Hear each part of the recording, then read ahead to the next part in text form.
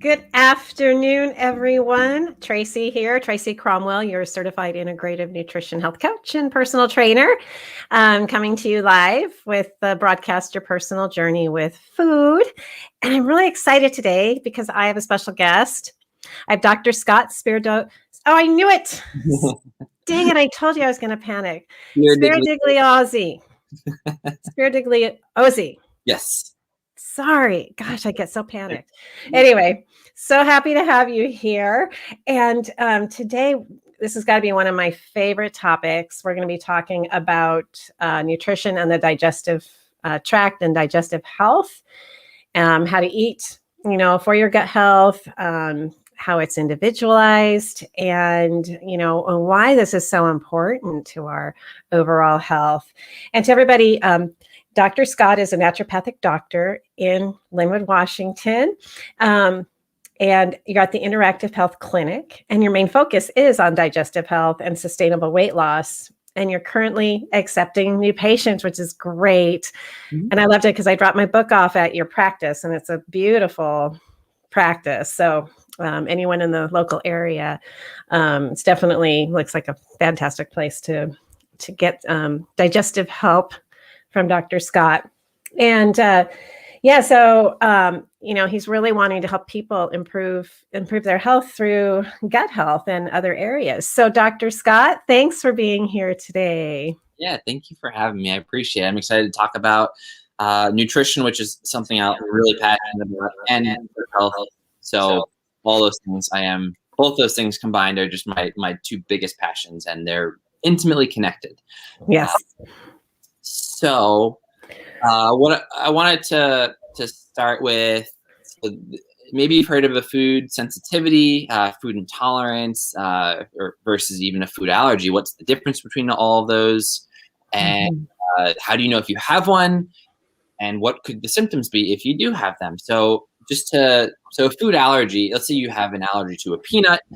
This is the example. You have a peanut, your throat swells, your lips swell. That is an allergy. So that's a life-threatening thing, and we're not really going to talk about that today. That's we're not going to talk about that today. We're going to mainly focus on food sensitivities and food intolerances. So a food sensitivity is it's an immunological response to a certain kind of food that you're eating. And the difference between that and a food allergy is that you can have a food sensitivity. Let's say you eat something today. You can have a reaction up to 72 hours later after you had that food. So let's say you had some bread, and you think, oh, well, it doesn't cause any issues for me, but you can have a reaction to that bread up to 3 days later. So it can be challenging to pinpoint that specific food sensitivity, trying to figure it out on your own, but it can be done.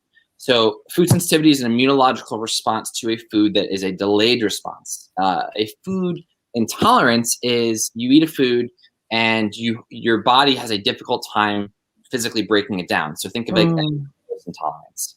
So if somebody has lactose, most people are lactose intolerant, and you have the lactose and it's hard to break it down, and you get bloating, and it's super uncomfortable. Please feel free to stop. Awful. Yep. And relate. I'm sure some of you can relate to this as well. Dairy is not everybody's friend. No. Feel free to stop me with questions or clarifications. I'd be happy to. I want to make sure I'm super clear with what I'm saying. Yeah. And I love what you brought up, because that's one thing that's always been a little hard for me to grasp is the sensitivity and intolerance difference, and you explained it really well. And, for me, I grew up always feeling a little sick, really challenging digestive tract. Sometimes I go to school, have diarrhea. When I got there, they'd send me home. Within a few hours, I was okay. And it would, happen often. Or I'd make it through morning, and then I go have lunch, and I'd have my peanut butter and jelly sandwich and some milk. Next thing, I felt horrible. My whole life, I just felt horrible, but I just didn't know I didn't need to feel that way. Right. And once I figured out my intolerances and my sensitivities, oh my gosh, I feel so much better. Good. And more than just digestive health improves, like other areas of your life improves? Yes. I mean, my anxiety.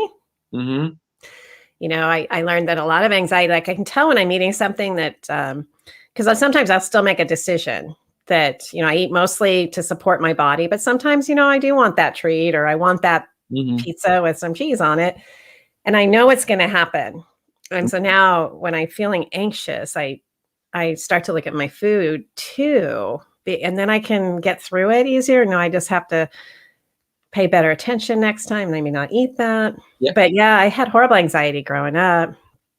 Yeah, there's a huge connection with people with IBS and anxiety and depression. So there's a two-way talk between your gut and your brain, and your brain and your gut. When you get that gut feeling, if you're eating foods that are disrupting your digestive tract, that can lead to symptoms of anxiety and depression. Yeah. And then you go on. There's a huge connection there.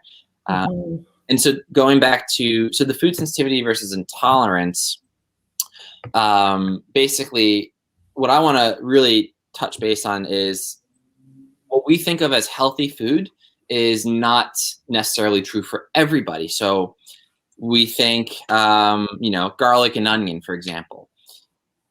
In general, it's a really healthy food. There's, really good compounds in there that have really good health benefits. But for some people, those with IBS and those with small intestinal bacterial overgrowth, those foods can be really problematic. They are called a FODMAP. It's basically fermentable fiber. So if you have a gut issue and you might have an intolerance to things like garlic and onion, just as an example. So something that we think is really healthy, yes, it's healthy, but we have to take it on an individual basis. So I'll never just say, kombucha is healthy for everybody. Some people, it doesn't jive well with them. Same thing with eggs. I think eggs in general are a really good, healthy food. My fiance did a food sensitivity test, and eggs were a really high sensitivity for her, so she stopped eating them. So when we think it's healthy, we need to realize that just because it's healthy for one person, you're not everybody. You are you, and you're an individual, and you're unique. So we need to treat you that way.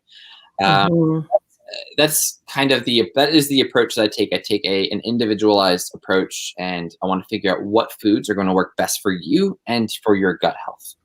Which I love, because I think what can happen to all of us through marketing that comes at us all the time, from commercials to eat a healthy cereal, or this is the new diet, everyone needs to do it.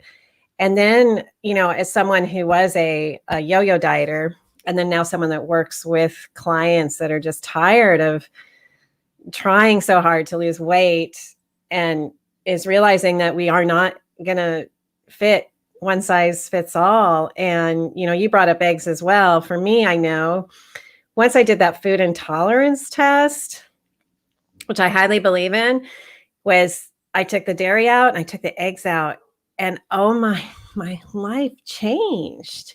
I never knew why I felt nauseous in the morning. It's like, because I'd eat that, it just did. It made me sick, and uncomfortable. And so I love that. Yeah. We are all different beings. And then if you could talk to, it's a great question that I have as well. Maybe we can talk a little bit about leaky gut if we have time, but the concept of leaky gut you can bring up. But if someone is able to heal their gut, get which I know you're going to talk about a little bit, the microbiome in order, is it true that some sensitivities and intolerances actually go away? Yeah. To some extent.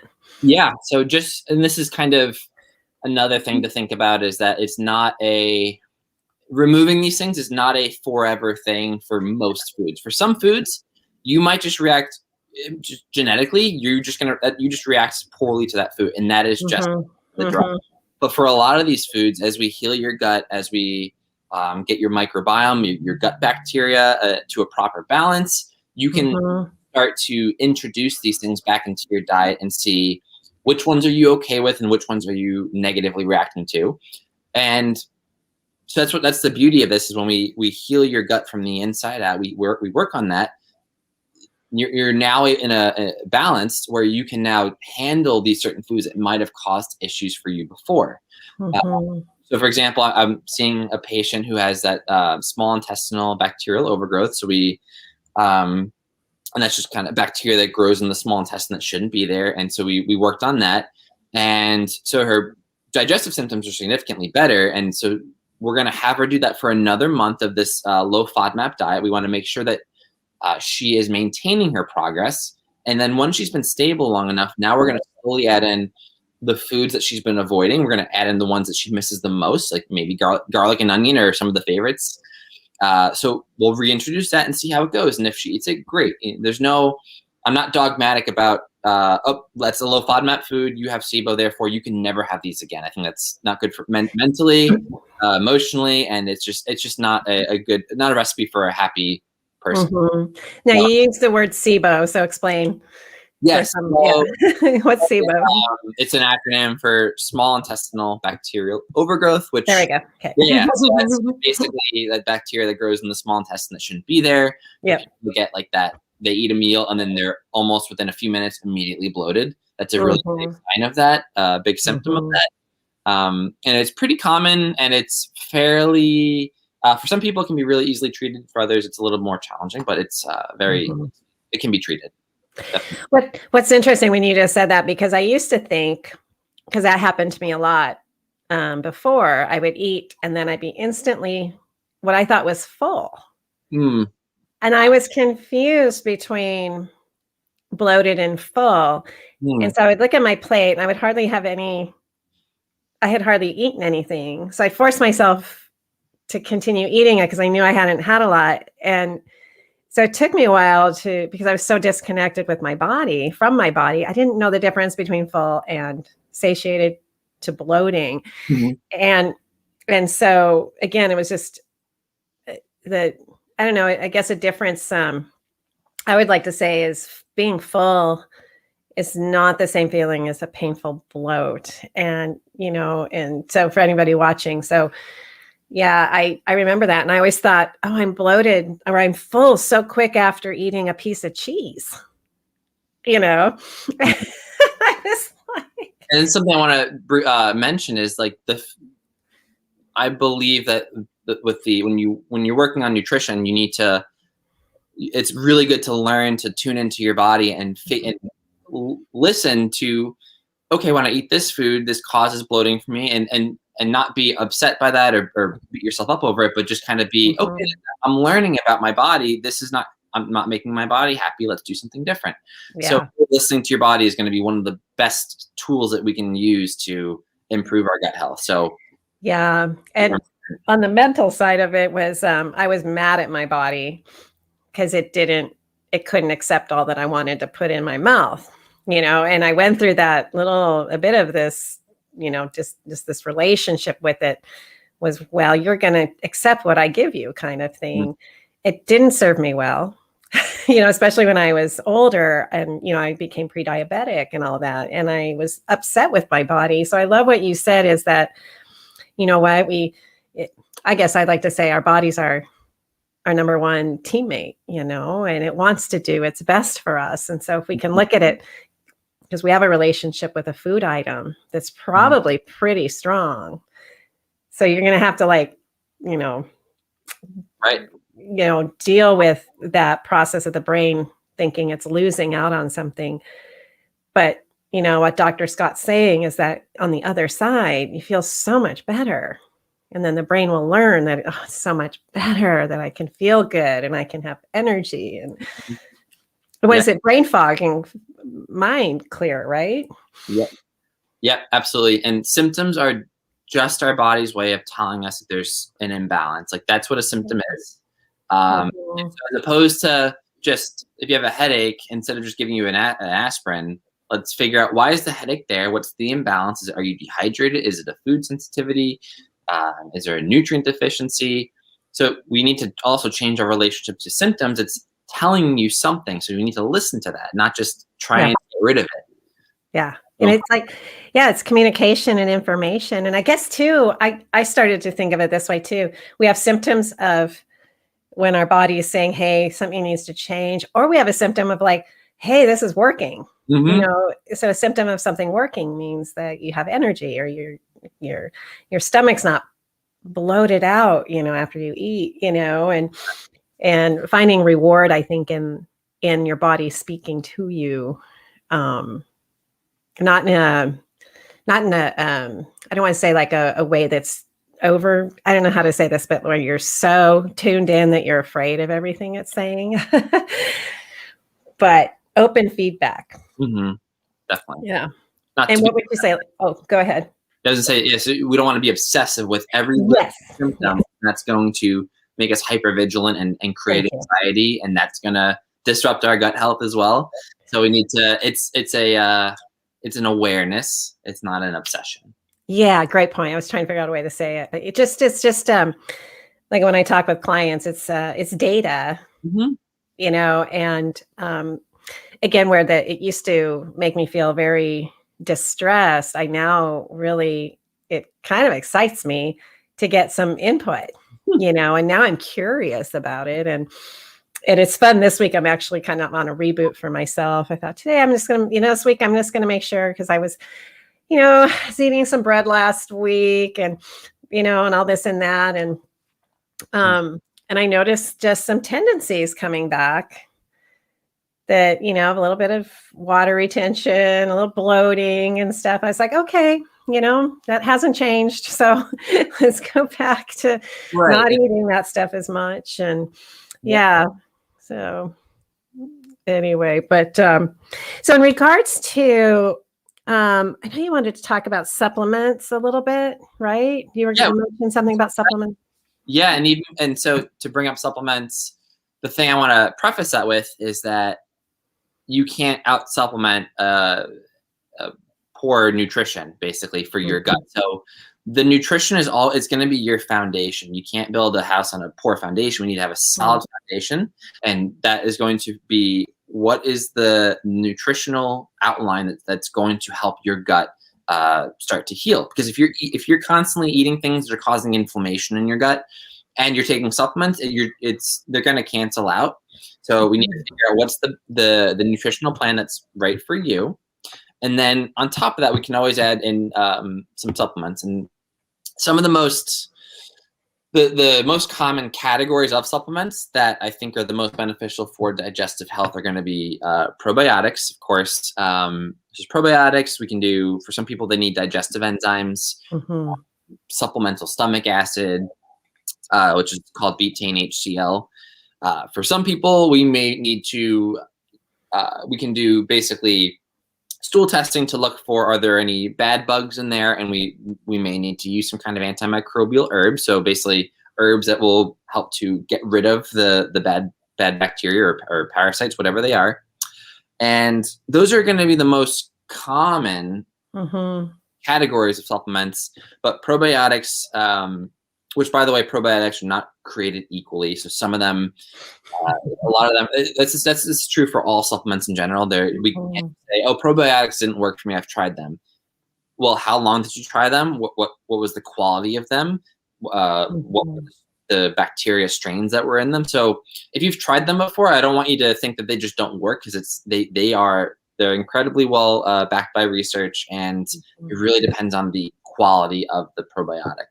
So if you've tried them and they didn't work, number one, was your nutrition dialed in for your gut health? And number two, what was the quality of the product? So those are really important things. Yeah, I agree with you 100% there. And, I take a probiotic, and to me, it's just a added, benefit, I think, to help make sure that my gut health's in good order. And then the other thing which kind of, really struck me too, is when I was going through my health journey, was I had what's called candida, and so I remember taking supplements, that were prescribed to me to help me, revamp my gut. And then also, let's talk about this too, is patience level. If someone wants to reverse something, so, say, like me, I was pre-diabetic, 30 pounds overweight, high anxiety, lack of sleep, very stressed out. Anything else you could consider was me. Wine and chocolate pairing, probably too many times a day. I mean, a week, a day. Not a day. But then, this concept that we have, and again, I think it's a marketing concept of, how patience, how long did it take us to get into the condition maybe where we're not balanced anymore? And what would you say to someone's mindset when they're starting something for gut healing? A good timeline or mindset they should have. Yeah. So definitely part of it is how long has it been going on? So the longer it's been going on, the more the imbalance has been going on. So it'll take, generally speaking, that means it's going to take a little bit longer than somebody where it just began. So the more chronic, so the more long-term it's been, I would say it could be a little bit more of a journey. I'm not talking about years. I'm talking about, maybe months to a year, depending on the severity. And then also just to think about that healing in and of itself is a lifelong journey. So there's no destination to get to. So it's really, you're here, but when you get to point from A to B, like there's still more to go. You're never just going to be done. Yes, there may be a little more heavy lifting in the beginning, but it's still going to be a lifelong process. Because if you go back to what you were doing before that got you sick in the first place, where do you think you're going to end up again? Odds are you're going to move back to where you were. So we need to figure out, think about what are the things that aren't serving you, and we need to make lifestyle changes, not just diets. And, there's no quick fix either for anything that is going to be sustainable. So I would think about, there is no quick fix. Doesn't mean that it doesn't. There's a patient I worked with who was having pretty bad loose stool for about 4 months, and then within the first month of, we just did dietary changes, probiotics, and support, and things significantly improved. And by 2 months, it was basically resolved. So that had been going on for 4 months. So just to give you that perspective. Yeah.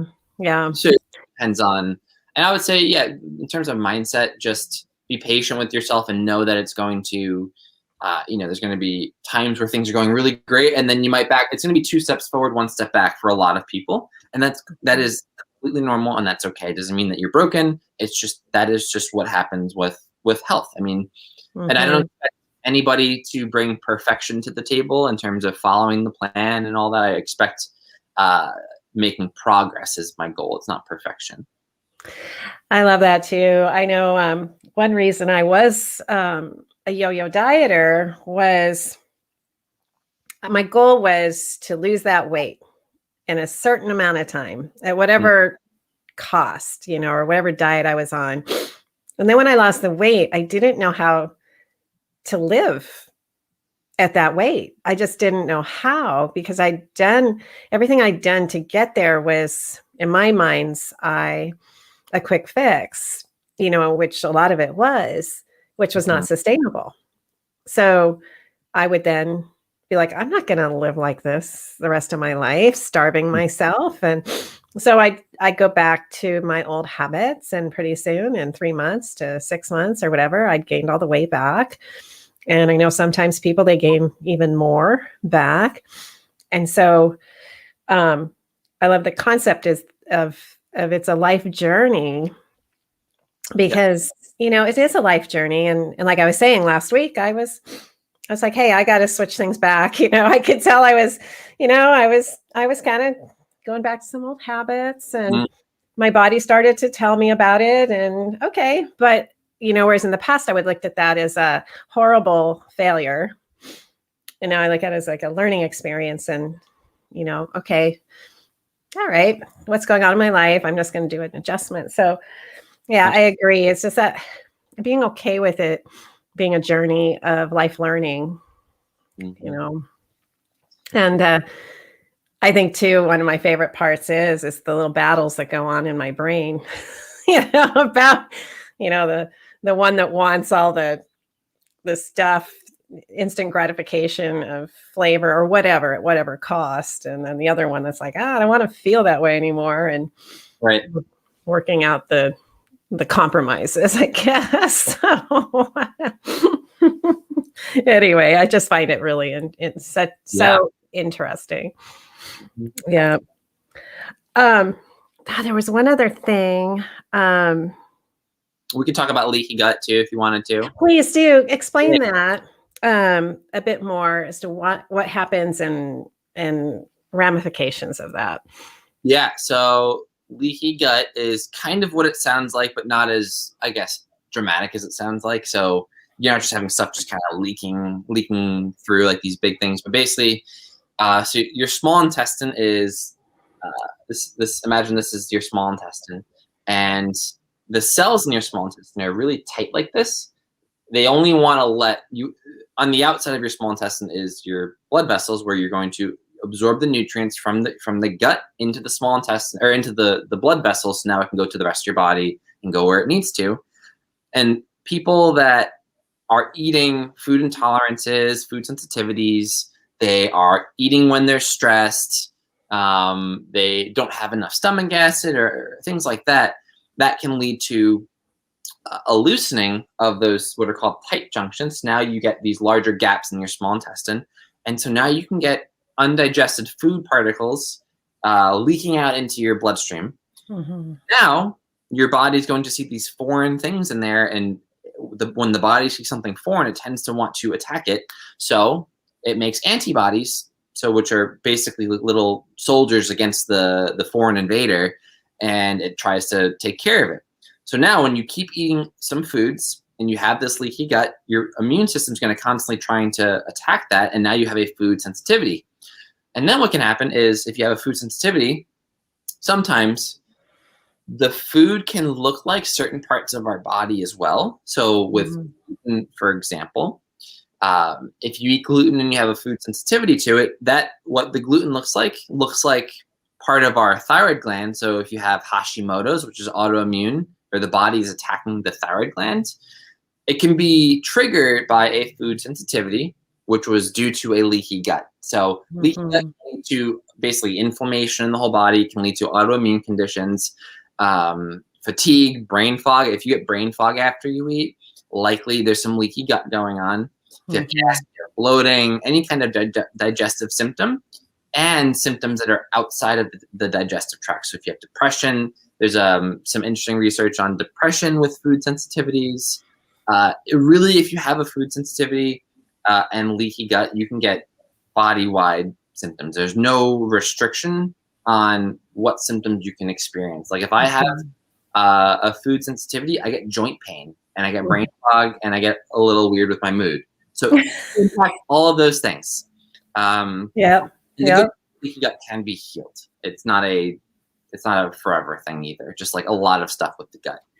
Well, and that's what I think is so incredible. What you just said is too, it can be reversed. And I think that what we can maybe, definitely leave with people too, is that the body is wanting to regenerate, and the cells want to do what they're supposed to do. And so once we give them nutrients or the treatment that will help them do that, your body will be incredible. I mean, I figure I'm 54 right now. I'm in better health than I was at 40. I'm stronger than I was at 40. I feel better than I was. So the whole thing about, because I was going to hang it up at 39, 40 years old when I was pre-diabetic and unhappy, and I just felt terrible. And, what is that? Food is information. It's software. And we can use it that way. And it's really exciting, very exciting. Yeah. And just to speak to that, is the body wants to heal itself. Like if you injure your ankle and you just keep walking on it, you keep re-injuring it, it's not going to heal. And same thing with your gut. If you keep adding things that are injuring it, how is it going to heal? So that's why we figure out what the thing that you do every single day is you eat something, you eat food. That's why that's the foundation of any gut related treatment plan is figure out the nutrition, what are the food sensitivities and the food intolerances. And so for the food sensitivities, those can be figured out either by there's certain blood tests that you can do to figure it out. That's one option. The other option is the more cost-friendly option is you just simply remove the most common food sensitivities from your diet. And I find that a paleo type template tends to remove the most common food sensitivities. So if you want to figure that out, you just type in, paleo meal plan, and that's for the most part that will get rid of things like grains, which are the most so grains, soy, dairy. Eggs. The most common. Eggs are Yeah, eggs is more. That's mine. So I pout about it. Yeah. Sorry, go ahead. No, you're good. Eggs are technically part of paleo. So, but if you Yeah. see if it's a problem for you, then you can also remove those too. And you do that Yeah. for about a month, and then let's say you feel better. You reintroduce one at a time, and you see which of these was I reacting to. So that's one way to do it. The way you figure out food intolerances, there's a couple different types of nutritional templates out there. I'll use that instead of the word diet. There's low FODMAP. There's low histamine for some people. They histamine intolerance, which is typically because they have an imbalanced gut bacteria or damage to their small intestine. So you fix that, you can probably fix the histamine intolerance, and then lactose intolerance. Those are some of the most common food intolerances. So yeah, you find one of those diets. If you have a lot of gas and bloating, you try one of those out for 30 days. And then if you feel better, reintroduce one at a time. If that didn't work for you, then you pivot and try a different template. So there's no, oh, this didn't work, this is not going to work for me. It's we iterate and figure out what's going to work for you. And again, I want to bring that up is that I think too, because we want a one-stop 30, maximum 30-day, maybe 3-week or 2-week resolution. Sometimes our brain's not willing or doesn't understand that we can try things and experiment and take the time to do it. And it's okay. So I love that you just said that, let's try this and see how we feel. Oh, didn't really do it. Okay, let's go over here. It doesn't mean you failed as a person or a human being, in your attempt to learn how to care for your body, Yeah, so we don't teach us this in school, so we have to learn it on our own, figure it out. And I do like to call them like little experiments. So an experiment is a short term, let's figure out if this is what's going to work for you. So it's the only permanent or long-term thing that I would say is like my recommendation is to focus on eating real whole food as the foundation, with minor tweaks based on you. Yeah, I was realizing too, how I used to shop, because I didn't really know how to cook yet. I didn't know how to put things together, and I didn't want to. I'm always very honest. I didn't want to have to do it. And now I shop mostly in the produce section. I'll get some meats and the times I do go in the middle aisles is maybe seasonings and stuff like that. But it's so much simpler actually now. You couldn't have told me that, in 2006. If I was to bring that person into this conversation today, she'd be like, "There's no way that's me, and there's no way you figured it out." So I guess to give people hope, I started small. I started, like you said, I started to take away the refined grains, the refined high glycemic foods that would raise my blood sugar.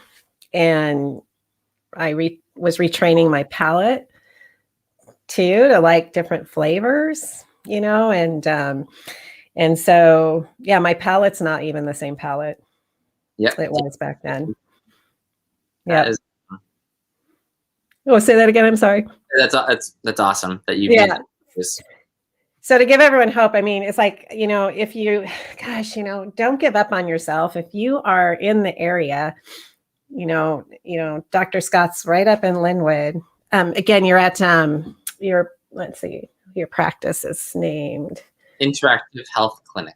Interactive Health Clinic, yeah, like a Ashway and Lynwood. Yeah, it's pretty easy to get to, really close off I-5, but give yourself the opportunity. At least start investigating. If you don't want to do your own intolerance test and stuff, which at the time I had no patience for. I wanted to just know.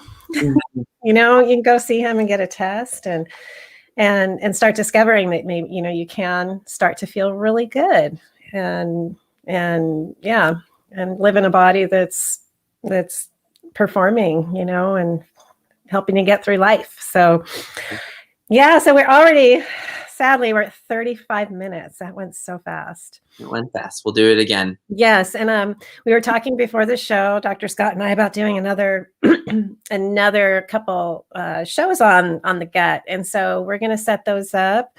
Talking more about gut bacteria and stomach acid and all that, and how it all relates, and whatever great knowledge he wants to bring to us. And so don't hang up, Dr. Scott. I'll talk to you once I disconnect the broadcast. But any last words you would like to say to everybody? I would just say, if anybody has any specific questions, I think it'd be cool if they message you, and then we could put together an episode as well where we just go over the questions that were asked. That'd be really fun. So there's that, and I would just kind of echo what you said, just not to give up hope, and that there is a solution out there for you. It's just we just need to find it for you. And I can't think of most people. There's a solution, and I just want to help. And if it's not me, like, find somebody that can help you, that's well versed in this. It's just, when you have digestive symptoms, it's not fun. If you need to know where the nearest bathroom is, that's not fun. If you're really bloated and uncomfortable, it's just not a pleasant experience, and it can be addressed. So definitely encourage you to look into that. Great. Okay. Thanks, Dr. Scott. Thanks, everyone, for watching. Thank you. Yes, and we'll see everybody on the next episode. Take care. Bye-bye. Bye. Gotta find the button. Take care, everybody.